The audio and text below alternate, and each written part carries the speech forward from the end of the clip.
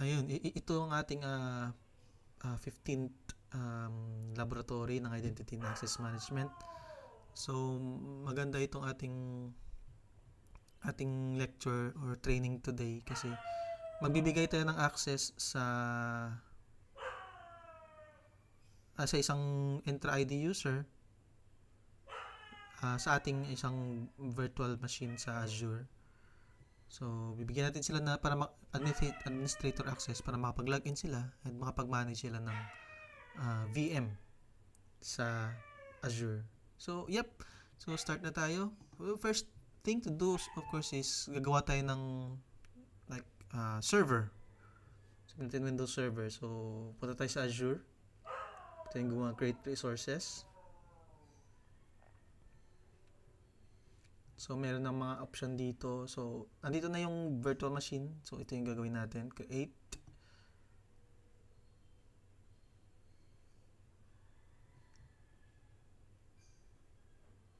Yan. So, yan. Fill up lang natin. So, hindi ko siya i-detail talaga kasi sa ibang tutorial siguro. Dito topic natin to. Ayan, so okay lang din naman since nasa free subscription pa naman ako.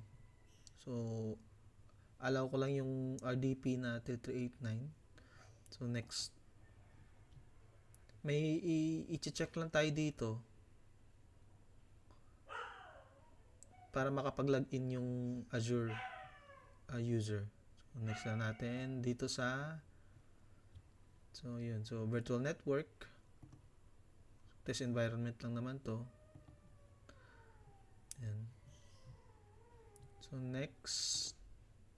Yan, ito yung sinasabi ko na kailangan natin i-check. Okay, so make sure lang na naka-check itong Microsoft Entra ID. Yan, kasi ito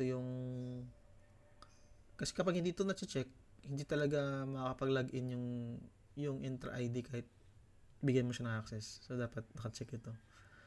And then, next mo lang. Okay lang yan. Next lang. Sample VM lang naman to. So, ayan. So, next. Tapos, review create. Hintayin mo magawa yung VM. And then, yan. Sa akin naman, meron na akong nagawa na itong server 01. Yan. Yan. So, ito na yung nagawa kong VM. So, nakapatay lang siya para yan. Hindi mababawasan yung credit ko. Anyway, ayan. Start natin. Yan. So, medyo takes time lang para mag-start. Hintayin pa natin. Okay. So, while still running, may steps tayo na gagawin para makapag-RDP tayo dun sa machine na to. So, first step, i-disable natin yung network level authentication.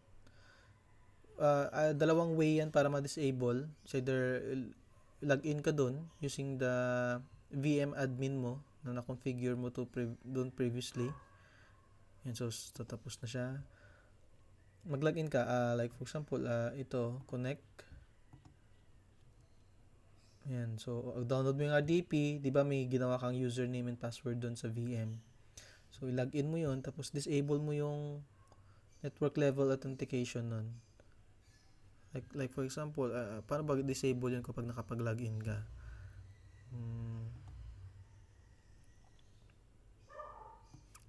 Like for example, itong ating Windows 11, paano i-disable yun? So, punta ka lang sa properties ng this PC. And then, sa rename this PC. Sa advanced system settings. Ayan, tapos dito sa remote. Yan dito, yan, check mo lang to. Ganun yun sa kapag pumasok ka sa server. Pero sa Azure, merong another way para ma-disable mo yung network level authentication without logging in sa VM. So, paano ba gawin yun? punta ka lang sa may operations dito sa gilid. Operations, yan. Run command. Yan, may mga built-in commands na siya. Yan o. Ito yung gagawin natin. Disable network level authentication. So, click mo lang to. I-run mo lang to. Tapos, hintayin mo lang na matapos. Yan. So, sa akin, sa server ko naman, nagawa ko na. So, skip natin ito. Yan. So, ngayon, ito yung talagang identity and access management na gagawin natin. Kung nakita nyo itong access control IAM, dito yung way kung paano magbigay ng access sa VM. Yan. Tapos, add natin. Pero tingnan muna natin, before tayo mag-add, tingnan natin yung access sa sino may access sa resources natin sa VM na to. View natin. Yan. So, owner si John Smith. Kung nakikita nyo, naka-inherit sa subscription. Ibig sabihin, si John Smith, sa subscription level pa lang, may access na si John Smith, owner na siya.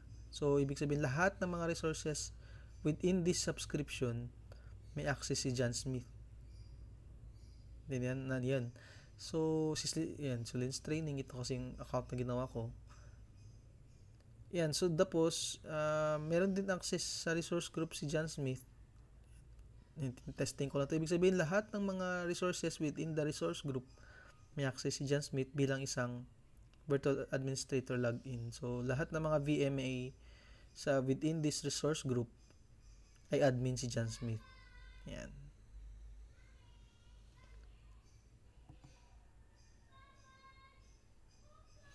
Tingnan nga natin itong sino itong unknown to subscription.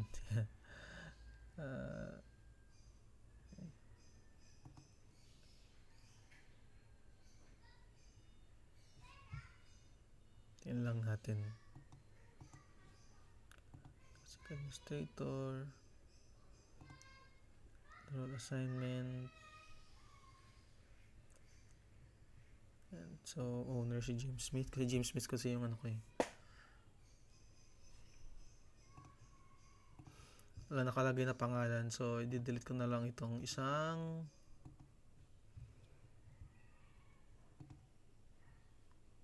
account na to. Okay. So, refresh. Wala na siya. So, balik tayo dun sa ating server 01. Refresh natin. Wala na yung unknown. So, si John Smith lang yung makakapag-login. Makakapag-login dito. Ngayon, try natin bigyan ng access si Mary Lou. So, add. Ayun. So, balik tayo. Pakita ko sa inyo. Add role assignment. Gawin nating VM admin si Mary Lou. So, ito, piliin lang natin to. Virtual Machine Administrator Login. Click Next. Yan. So, User Group and Principal, Service Principal. Select Members. And then, piliin natin si Mary Lou. Pwede tayong gumawa ng groups.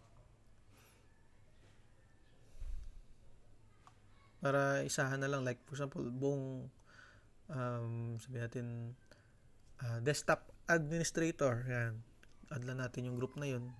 So, lahat ng members ng groups na yun ay may access sa makakapag-login sa VM. So, select natin si Mary Lou. Pero ito, test natin sa isang user. Yan. Next. So, si Mary Lou may access. Review and assign natin.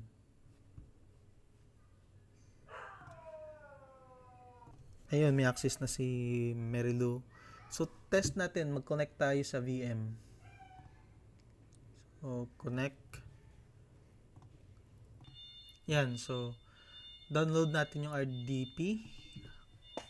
So, ito na siya. Buksan natin. First thing to do here is, kapag binuksan mo yan ng ganyan, mag-RDP tayo. Yan.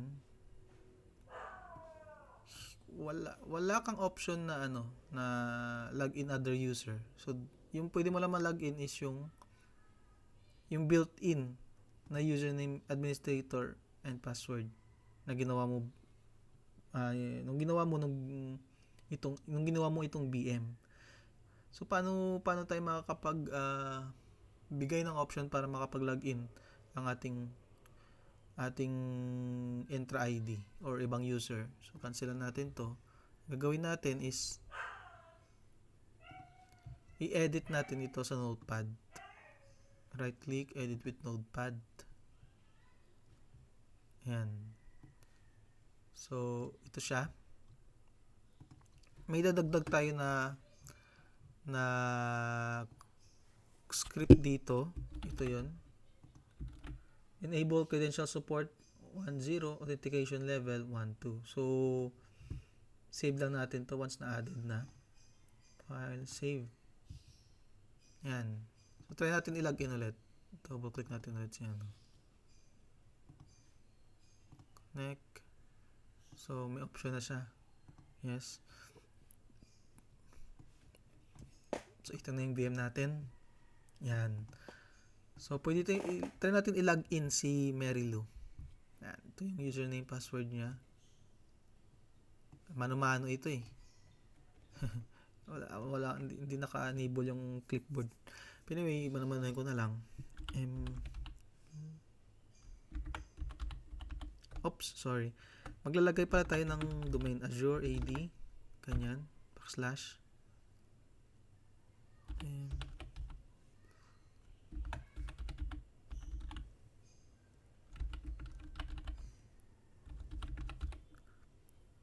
wala pa akong nabiling domain, so siguro sunod tuturo ko kung paano i-set up yung domain. So for example, may nakabili ka ng good domain na like sa akin sa testing ko is lenstraining.com. Add ko yung domain na yun sa tenant natin, tapos yun yung gagawin kong primary. Pero sunod papakita ko kung paano gawin yan once I have the domain. Pero ito lang muna sa ngayon. Gamitin na natin yung built-in ng Microsoft. Yan, so okay na.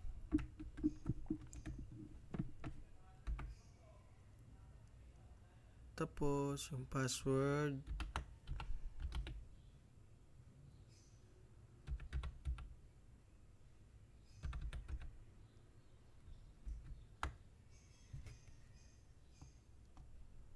Next. Tingnan natin makakalagin si Mary Lou. Yun, nakapag-login si Mary Lou. Ayun. So, paano ko masasabi na yung mga laman ng or like for example, paano ko masasabi na tunay nga nag-apply yung ating changes sa IAM? Makikita natin yan sa computer management, diba? So, ibig sabihin, kung nandito yung mga users na yun sa computer management administrator group, ibig sabihin, yun yung may mga access. Yan. So, another testing, makita natin kung sino may mga access. Punta tayo sa computer management.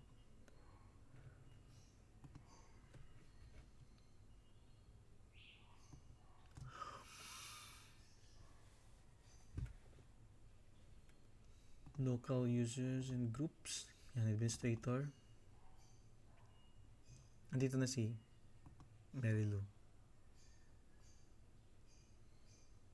Gets. Okay, so ayun po. Yun lang po kung paano magbigay ng access sa VM. So marami din option. Kung gusto mo desktop user lang, so ipakita ko. Para mas maganda kasi ito eh. Maganda ito yung basic sa mga ginagawa. Mag-apply ng access doon sa resources using this blade. And so marami namang option dito pag nag-add roles ka.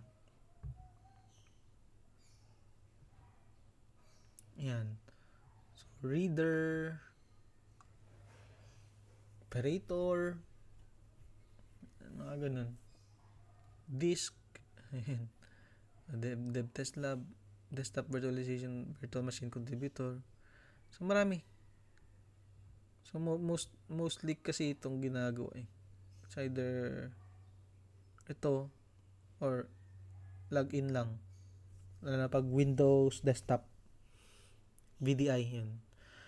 Ayun, so ayun lang po ang ating tutorial ngayon. Abangan niyo po yung ating sunod na tutorial. And thank you so much. Bye-bye.